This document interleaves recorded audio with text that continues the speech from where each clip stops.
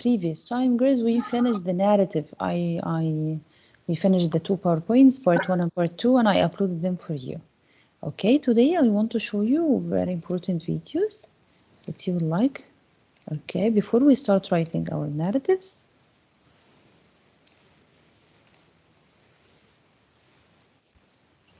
Good morning, Miss. hi, yeah, let's start. I will share with you the. Just let me be sure that all of you are here. Girls, make each other attentive, please.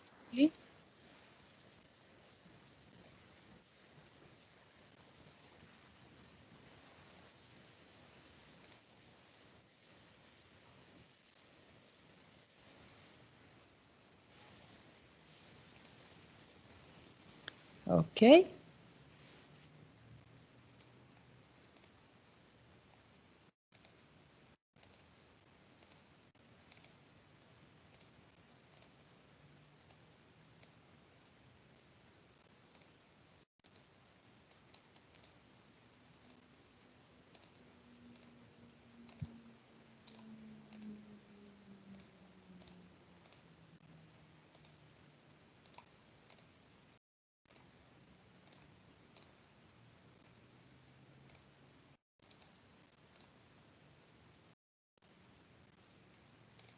Rama,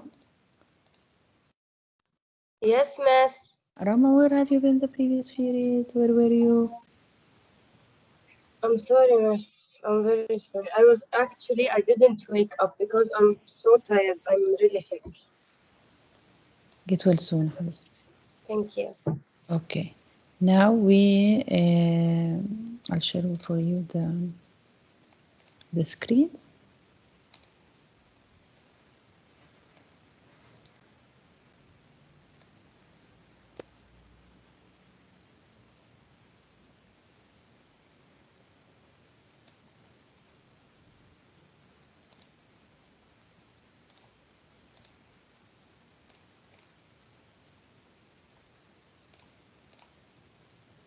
Short, sweet.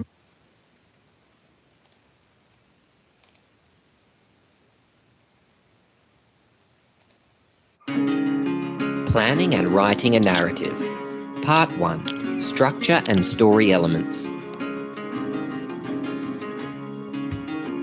In this video, we are going to learn what a narrative is, the basic structure narratives follow, and the story elements that narrative.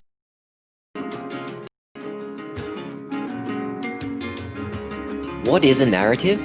A narrative is a story. Its purpose is to entertain. Think about stories or narratives that you have read, seen in the movies, or seen on TV.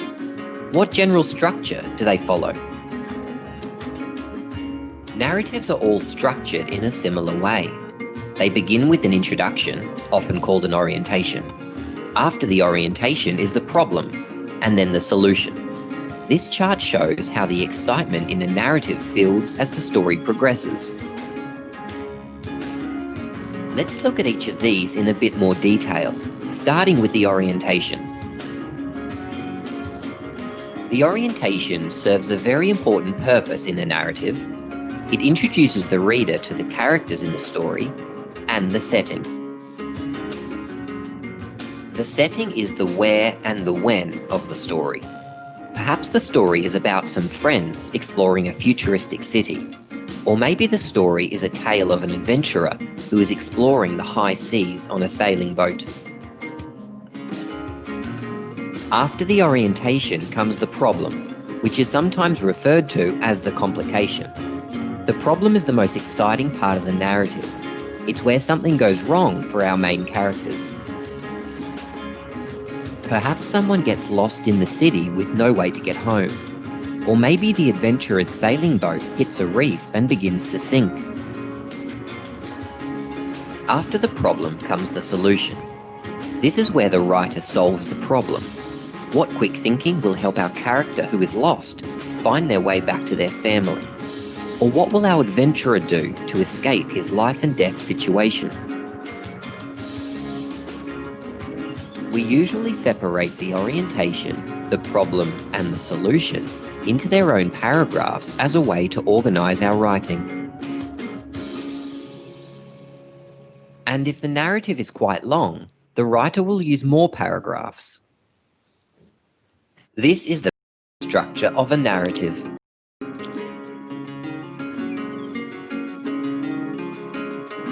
In the next video, we'll be looking at the language elements authors use to write narratives. EasyTeaching.net. Are you following, girls? Girls, are you following? Yes, miss. Yes, miss. You understand? Yes. Okay, let's see video number 2.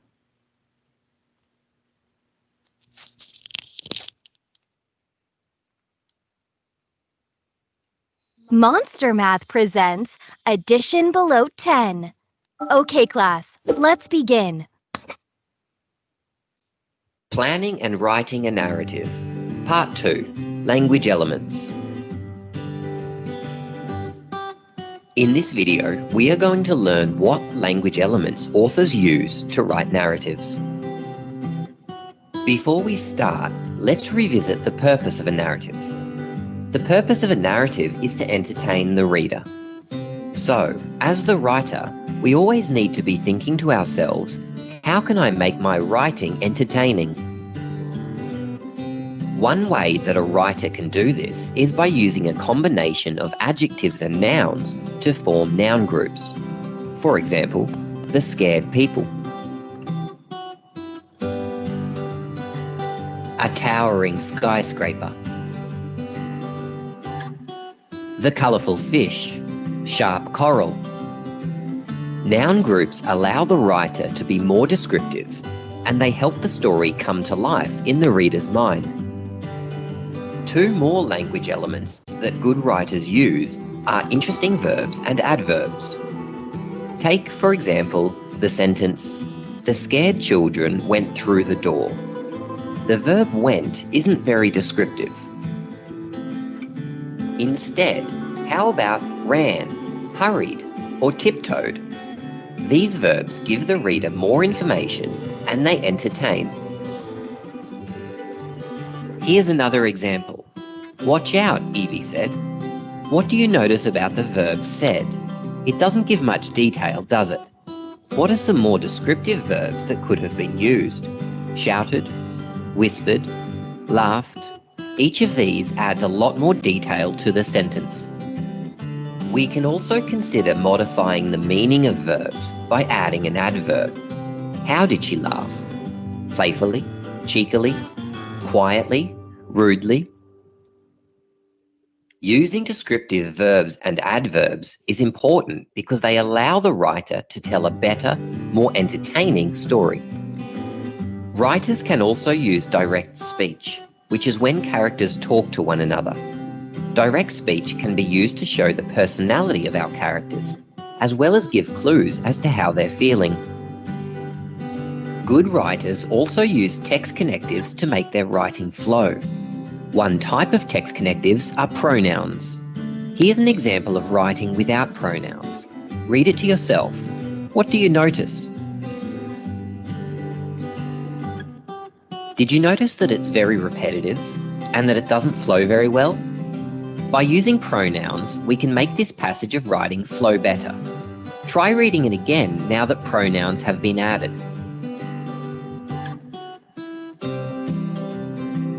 Another device writers use to make their writing more connected is time connectives. Time connectives signal to the reader when an event took place. Take this passage of text as an example. Huddled together under a tiny blanket, the children fell asleep.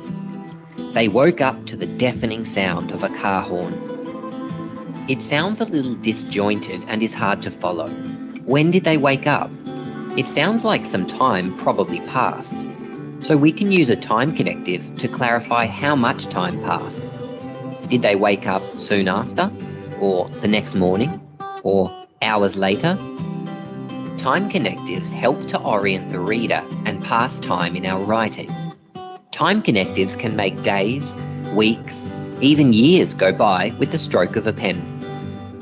Good writers use noun groups, descriptive verbs and adverbs, and direct speech to make their writing descriptive and to entertain.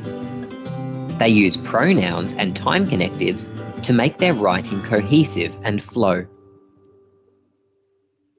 In the next video, we will be looking at how to plan and write the orientation of a narrative. EasyTeaching.net.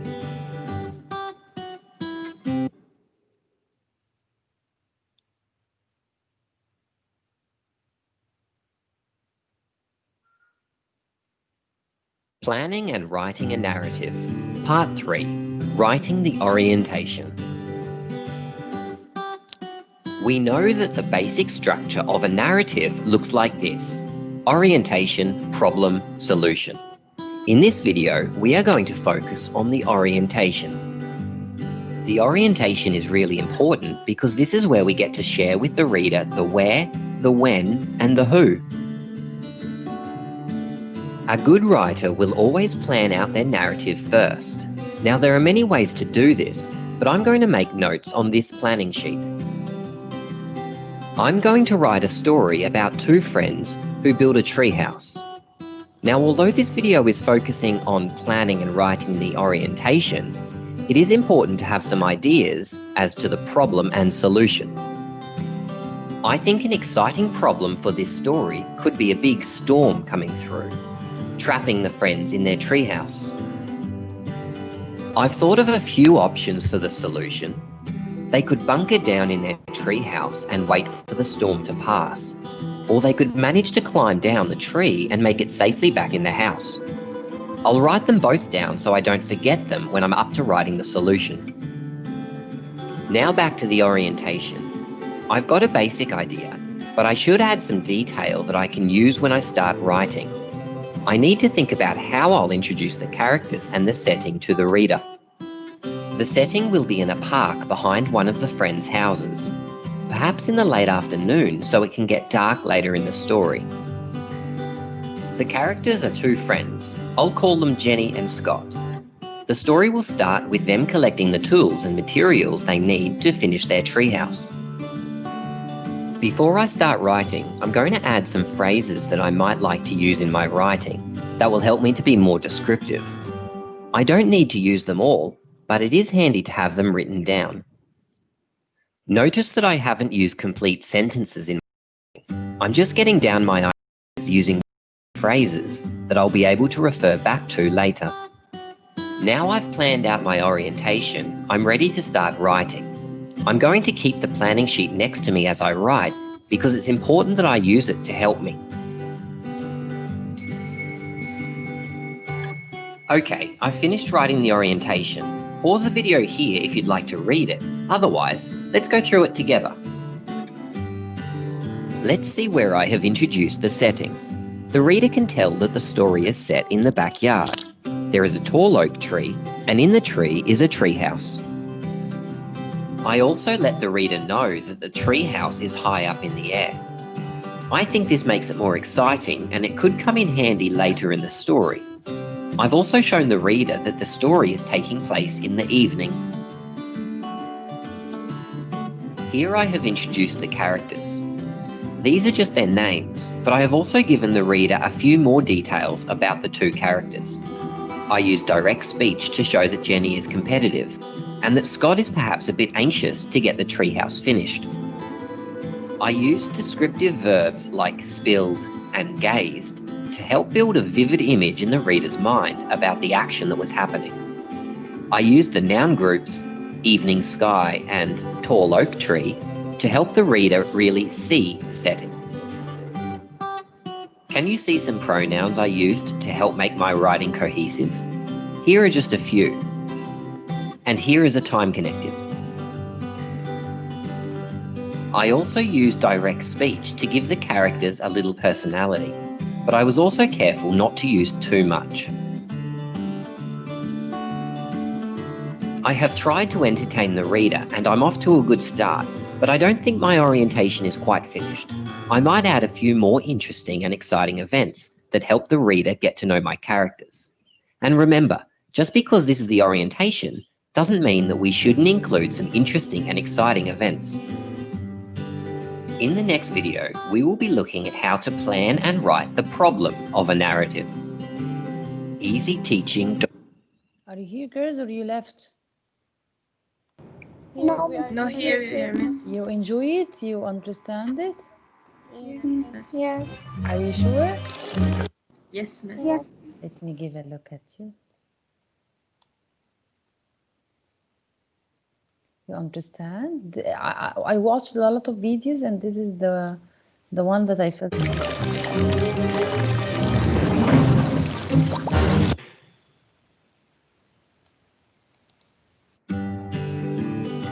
Planning and writing a narrative. Part 4, writing the problem. We know that the basic structure of a narrative looks like this: orientation, problem, and solution. In this video, we are going to focus on the problem. Writing a strong problem is really important because, as we can see from this graph, it should be the most exciting part of the story.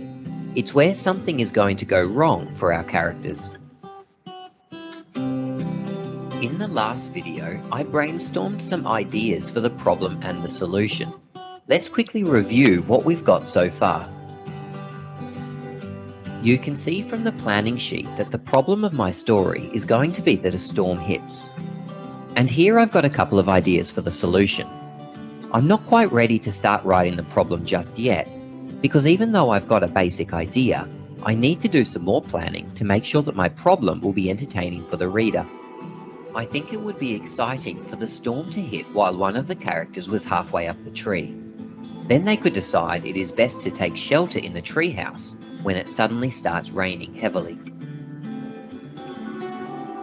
Then the situation could get worse. The wind could get stronger and rattle the windows. Maybe a piece of the roof could get blown off. I'm happy with the basic outline of the events of my problem. Now I'm going to plan for the language that I will use. We know that the main purpose of a narrative is to entertain, and while we should be making careful language choices all throughout our story, it's especially important here in the problem. Remember that this is where our story must reach its most exciting point. I'm going to need strong action verbs because this is where all the exciting action takes place. I want the readers to feel like they're in the middle of the storm with the characters. The wind could howl and the thunder crack. A branch could crash into the side of the treehouse. One of the characters could leap. Now, because I'm writing my narrative in past tense, I'll make sure I write my verbs in past tense. Here's a few more: yelled, grabbed, heaved, rattled. Now I'm going to start brainstorming some adverbs I might use. Adverbs are words that describe a verb. For example, the rain could fall heavily. The tree could shake dangerously. They might have to act carefully. Okay, now I don't want to just tell the reader that the storm is strong. I want to show the reader. And so I'm going to use some figurative language to help me do this. I'm thinking I could describe the storm as angry. That would put a strong picture in the reader's mind. I want to show that the rain is very heavy.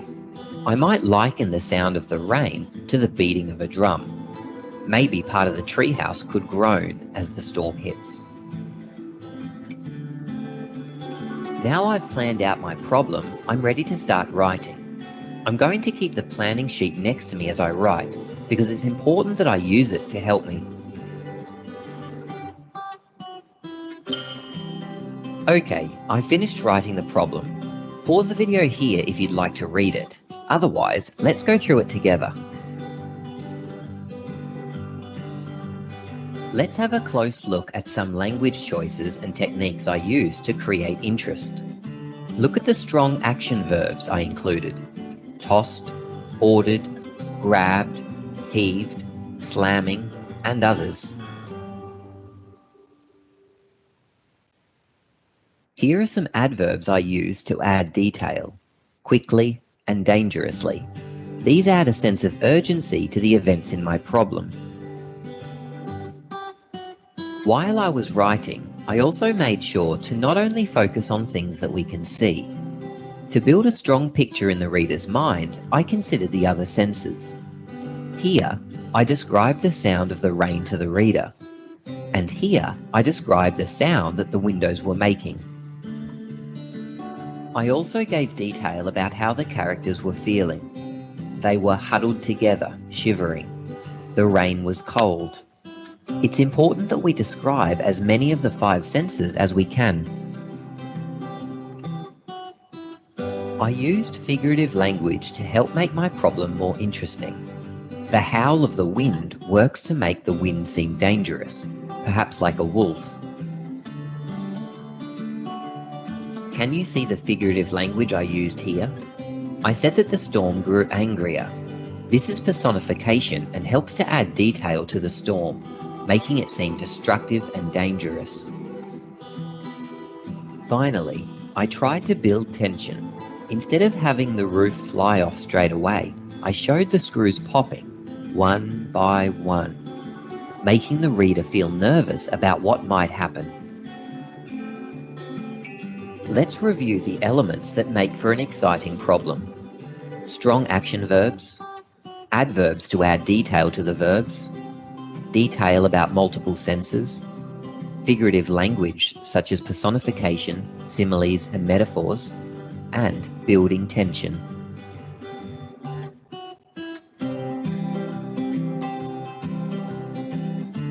In the next video, we will be looking at how to plan and write the solution of a narrative. EasyTeaching.net.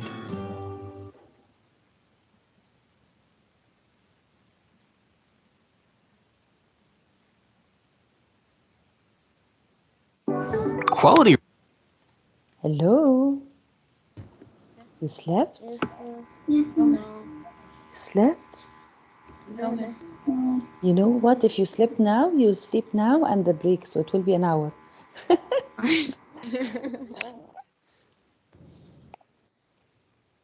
Let's continue. Writing makes your schoolwork better and helps you stand out in the process. Planning and writing a narrative. Part 5. Writing the solution. We know that the basic structure of a narrative looks like this: orientation, problem, solution. In this video, we're going to focus on the solution and the ending to our story. As we can see from this graph, the action drops, but this doesn't mean it's not going to be entertaining for the reader. Planning for an effective solution is important. How do you want the reader to feel at the end of your story? Perhaps you want the reader to be inspired, happy, surprised, or even sad. Maybe your story is telling a message or a moral. Here's our planning sheet so far. We know that the characters have decided it's safest to stay in the treehouse. They're going to climb down after the storm passes. This is only a very basic outline, so before I write my ending, I need to plan it out in a bit more detail to make sure that my story will end in just the right way. I want to highlight the destruction the storm caused, to emphasize the dangerous situation they survived. Maybe they could look out the window and see fences broken, fallen branches, letterboxes knocked over. I'm also going to try to wrap up my story by linking part of my ending to something that happened in the beginning. Narratives don't have to do this, but it is something to consider. In my orientation, Jenny joked about her perfect timing. I'm going to try to use this same phrase in my ending as a clever way to wrap up my story. This is one reason planning a story out before you start writing is important. It means you can plan ahead for something like this. I'd like to finish with a little humour. Maybe one of the characters could have brought along a weather vane. This is a light-hearted way of referring back to the terrible storm. Now that I've planned out my ending, I'm ready to start writing. I'm going to keep the planning sheet next to me as I write because it's important that I use it to help me. Okay, I've finished writing the solution and my ending. Pause the video here if you'd like to read it. Otherwise, let's go through it together. Let's look at some of the techniques I used in my solution and ending. Here I dedicated a paragraph to detailing the destruction caused by the storm. Roof panels missing, branches littered the yard, letterboxes torn out of the ground. Can you spot here how I linked the ending to the beginning? I had Scott use the same phrase that Jenny used in the beginning, perfect timing, to poke fun at Jenny suggesting the weather vane would be useful. The solution of a story doesn't need to be very long, but writing an effective one does take some time. Now that I've written my orientation, problem, and solution, it's important that I go back and edit my work. I don't want all my hard work to be let down by careless mistakes. As well as editing for spelling, punctuation, and grammatical mistakes, I'm going to check over my language choices and make any changes I think will improve my storytelling. Finally, if you haven't already, give your story a title. Leaving this until the end can sometimes help you come up with a great idea.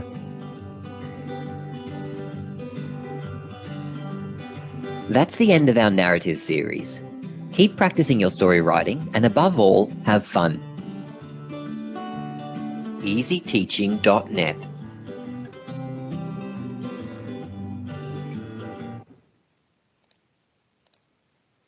So girls, what did you enjoy about the video?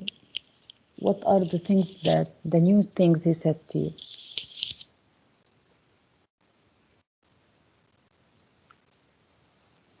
Hello? Yes, Miss. Yes. Any hints, any details? Mm. And the writing, do we need to write the body as 3 paragraphs? Can I write as one large paragraph because it's a narrative one? A narrative also, it has to be 3 bodies or more than 3 bodies. Not one body. It can be one big one, like one that's like it's 3 bodies, but I connected them in one. You prefer that? I think it's going to be easier for us.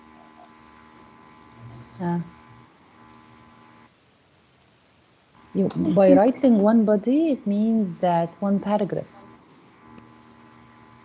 No, I miss. It's going to be like a very large one. Like Make you know, it the 3 bodies. Make it 3 paragraphs.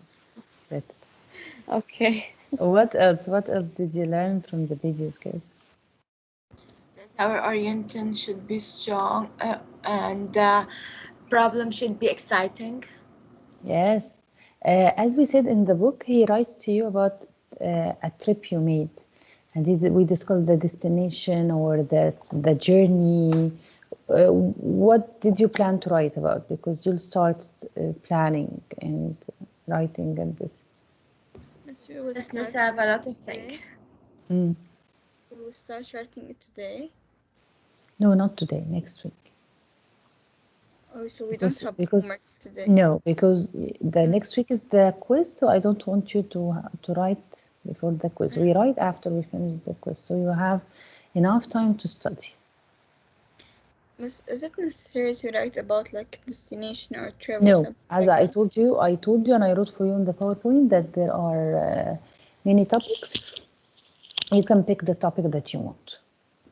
It's not obligatory to write about destination or the trip and this. What else? So you are totally aware of the narrative and all the details? Yes.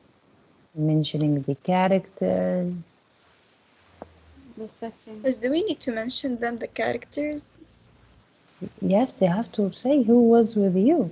Yeah, I know, but like in the paragraph, you can read them, and I like, for example, say my مثلا her name and like Yes, between yes. comments my Of course, sister in like the story itself, yes.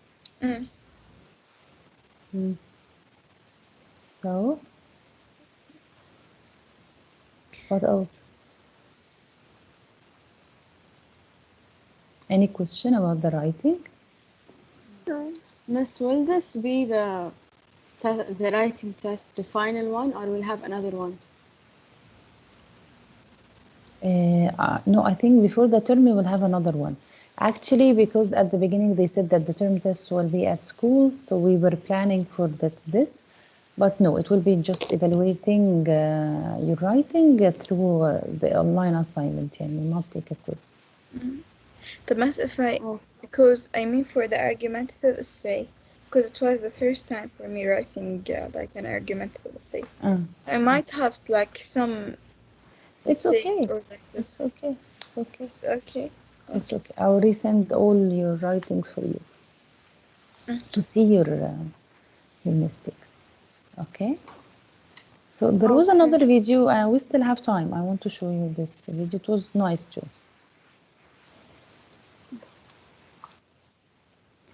Can you see my YouTube? Not yet. I have to share it. No. Okay, wait a minute, guys.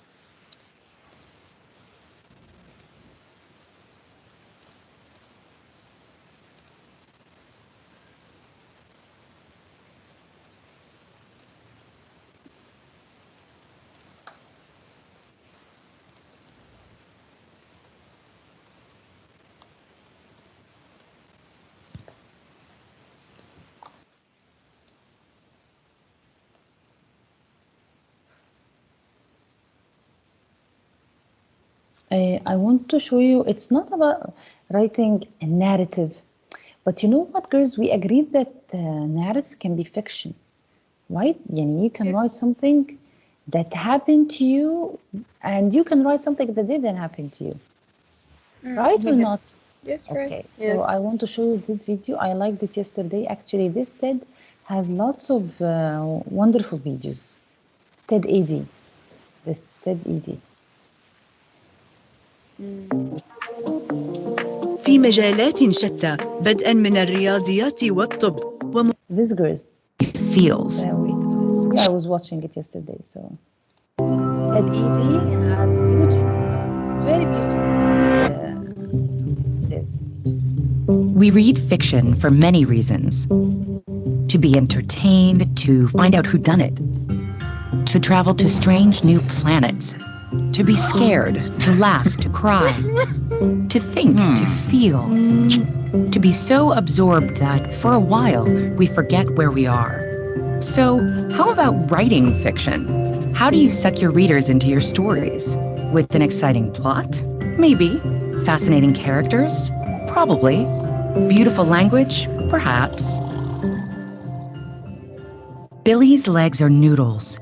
The ends of her hair are poison needles. Her tongue is a bristly sponge, and her eyes are bags of bleach.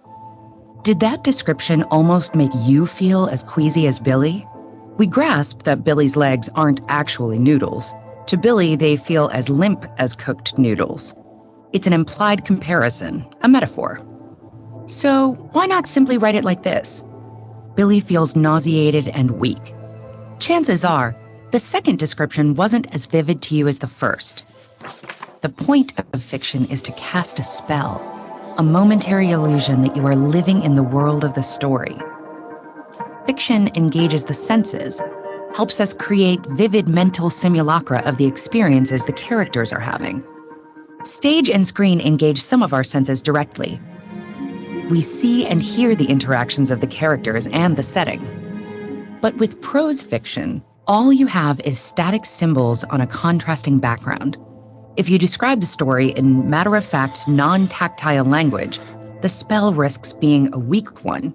Your reader may not get much beyond interpreting the squiggles. She will understand what Billy feels like, but she won't feel what Billy feels. She'll be reading, not immersed in the world of the story, discovering the truths of Billy's life at the same time that Billy herself does. Fiction plays with our senses: taste, smell, touch, hearing, sight, and the sense of motion. It also plays with our ability to abstract and make complex associations. Look at the following sentence. The world was ghost quiet, except for the crack of sails and the burbling of water against hull. The words quiet, crack, and burbling engage the sense of hearing. Notice that Bacall doesn't use the generic word, sound. Each word he chooses evokes a particular quality of sound. Then, like an artist laying on washes of color to give the sense of texture to a painting, he adds another layer, motion, the crack of sails, and touch, the burbling of water against hull. Finally, he gives us an abstract connection by linking the word quiet with the word ghost, not quiet as a ghost, which would put a distancing layer of simile between the reader and the experience. Instead, Bacall creates the metaphor ghost quiet for an implied rather than overt comparison. Writers are always told to avoid cliches because there's very little engagement for the reader in an overused image such as red as a rose, but give them love began on a beach. It began that day when Jacob saw Annette in her stewed cherry dress. And their brains engage in the absorbing task of figuring out what a stewed cherry dress is like. Suddenly, they're on a beach about to fall in love. They're experiencing the story at both a visceral and a conceptual level, meeting the writer halfway in the imaginative play of creating a dynamic world of the senses.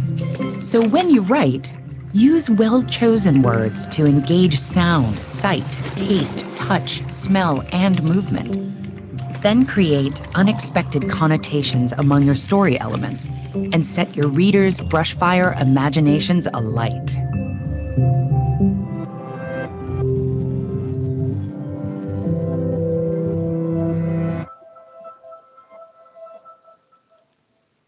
You liked it, girls? This TED Yes, videos, just write TED ED and you will sink in a sea of videos and documentaries. So useful for all the subjects, girls. All the subjects. Anything you want, you can find it there. Even remember the video for the Odyssey, the last one that we watched, that everything you need to know before you read the Odyssey, it was also from the same one. TED ED. This is okay, girls?